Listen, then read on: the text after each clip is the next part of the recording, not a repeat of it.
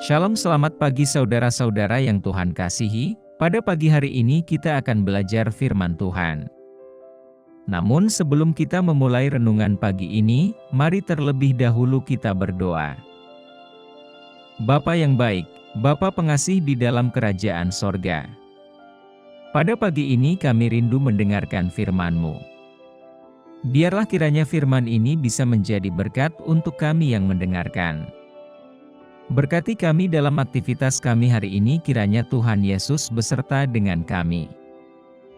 Berkati kami dalam setiap pergumulan kami agar kami bisa melewatinya dengan tuntunan Roh Kudus. Inilah yang menjadi doa dan permohonan kami karena kami berdoa hanya di dalam nama Tuhan Yesus Kristus. Amin. Saudaraku, ayat renungan kita pada pagi ini tertulis di dalam Mazmur 12 ayat 7. Janji Tuhan adalah janji yang murni, bagaikan perak yang teruji, 7 kali dimurnikan dalam dapur peleburan di tanah. Banyak orang berkata menanti adalah pekerjaan yang paling membosankan. Apalagi menanti janji yang tidak pasti.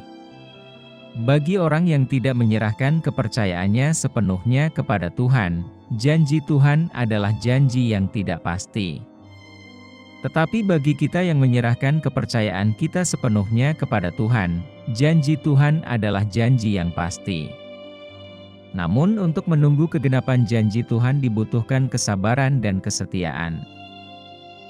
Kesabaran dan kesetiaan tidak dapat dibuktikan dalam waktu singkat.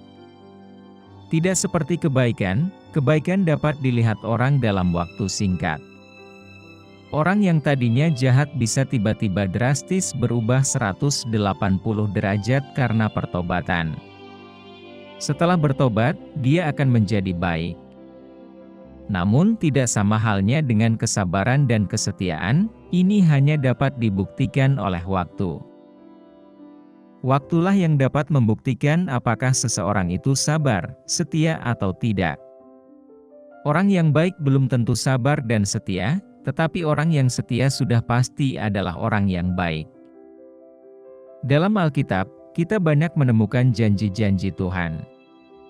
Untuk menerima janji-janji Tuhan itu maka harus ada pengharapan.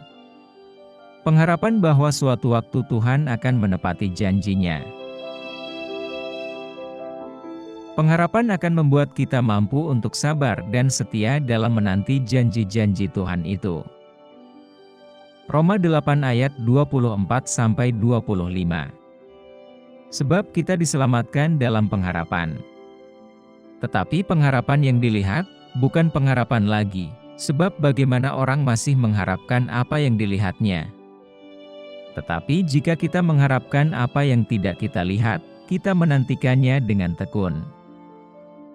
Saudaraku, ayat ini menjelaskan bahwa pengharapan berkaitan dengan suatu hal yang tidak dilihat.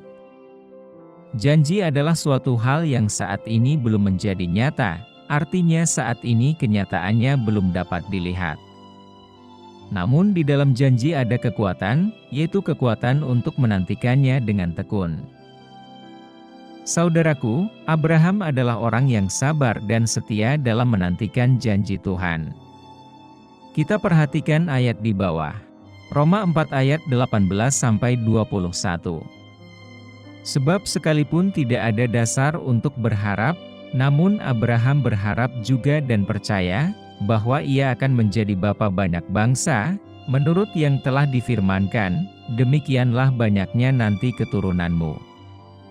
Imannya tidak menjadi lemah, walaupun ia mengetahui, bahwa tubuhnya sudah sangat lemah, karena usianya telah kira-kira 100 tahun, dan bahwa rahim Sarah telah tertutup.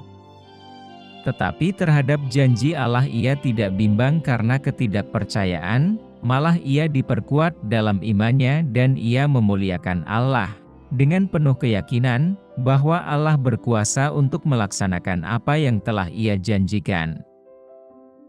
Secara logika, Abraham sudah tidak punya dasar pengharapan lagi untuk memiliki anak dari perjanjian Tuhan karena dia sudah tua, umurnya sudah hampir 100 tahun dan Sarah istrinya sudah mencapai 75 tahun.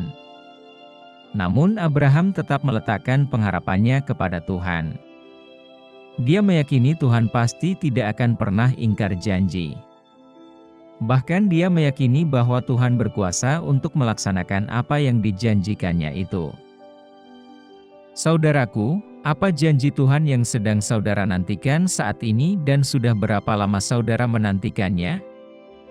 Apakah saudara menantikan kehadiran seorang anak yang sudah lama saudara tunggu-tunggu? Atau saudara sedang menantikan janji Tuhan dalam pemulihan hidup, pemulihan ekonomi, pemulihan kesehatan dan lain sebagainya? Lihat, Abraham menanti dengan sabar walaupun sudah tidak ada alasannya untuk bersabar.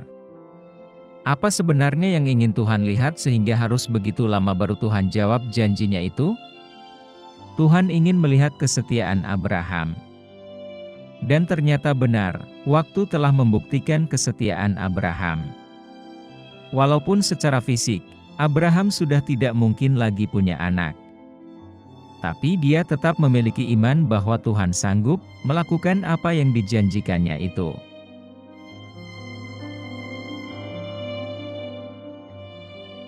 Saudaraku, pengharapan bukan saja butuh kesetiaan, tetapi juga butuh iman. Pengharapan tanpa kesetiaan tidaklah sempurna, demikian pula kesetiaan tanpa iman. Ibrani 11 ayat 1. Iman adalah dasar dari segala sesuatu yang kita harapkan, dan bukti dari segala sesuatu yang tidak kita lihat. Pengharapan yang sempurna adalah pengharapan yang disertai dengan iman. Dengan iman kita melihat bahwa kita akan memperoleh apa yang kita harapkan tersebut. Namun satu hal jangan lupa, iman yang sempurna adalah iman yang disertai dengan penyerahan. Yang dimaksud dengan penyerahan adalah bahwa kita menyerahkan segala sesuatunya kepada Tuhan. Memang Tuhan telah menyatakan janjinya, namun kita tidak bisa memaksa Tuhan untuk segera menepati janjinya. Biarlah kita menyerahkan sesuai dengan waktunya Tuhan. Kita boleh berdoa mengklaim janji Tuhan. Namun di akhir doa kita biarlah kita berkata, biarlah kehendak-Mu yang jadi, bukan kehendakku. Itulah salah satu contoh iman yang disertai dengan penyerahan. Oleh sebab itu saudaraku, biarlah kita menantikan kegenapan janji Tuhan dengan sabar. Jangan pernah berhenti berharap pada Tuhan. Mari kita teladani iman Abraham, yang menantikan dengan sabar janji Tuhan, walaupun secara fisik dia sudah tidak punya pengharapan lagi. Pengharapan yang disertai dengan iman dan penyerahan akan menghasilkan mukjizat. Demikianlah renungan firman Tuhan pada pagi hari ini, semoga menjadi berkat bagi kita semua. Dan sebelum kita memulai segala aktivitas di pagi hari ini, mari kita berdoa. Bapa kami yang di surga, Bapa yang kami panggil dalam nama Tuhan Yesus Kristus, kami bersyukur Tuhan atas pertolongan-Mu, penyertaan-Mu, dan atas berkat-Mu dalam hidup kami.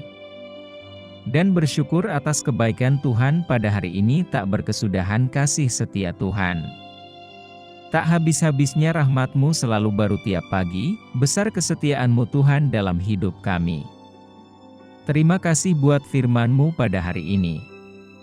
Ya Tuhan, kami mau selalu belajar dan terus belajar tentang firman-Mu, firman-Mu yang menguatkan dan meneguhkan iman kami. Firman-Mu yang mengubahkan hidup kami.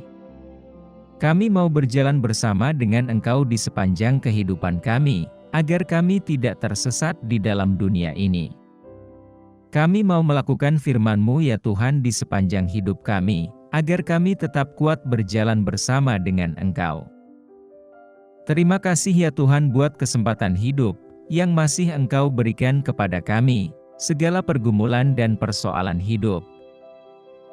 Kami serahkan di dalam tangan-Mu, Engkau akan menyelesaikannya bagi kami. Kami hanya berharap kepadamu. Tuhan, hamba berdoa buat saudara-saudaraku yang sudah mendengarkan renungan hari ini, yang saat ini sedang mengalami sakit penyakit, pergumulan, masalah kebutuhan ekonomi. Kiranya Engkau jamah, sembuhkan dan pulihkan berkati perekonomian mereka. serta berikan jalan keluar di setiap pergumulan masalah yang mereka sedang hadapi. Dan ajarlah kami ya Tuhan, untuk selalu berharap dan percaya sepenuhnya kepada Tuhan Yesus. Kiranya Engkau terus memberkati kehidupan kami, keluarga kami, sanak saudara kami, bangsa dan negara kami, pemerintah-pemerintah kami. Biarlah semuanya dalam perlindungan-Mu ya Tuhan, dan jadilah sesuai kehendak-Mu yang terbaik dalam kehidupan kami. Tuhan, inilah yang menjadi doa kami, dalam nama Tuhan Yesus kami berdoa. Amin.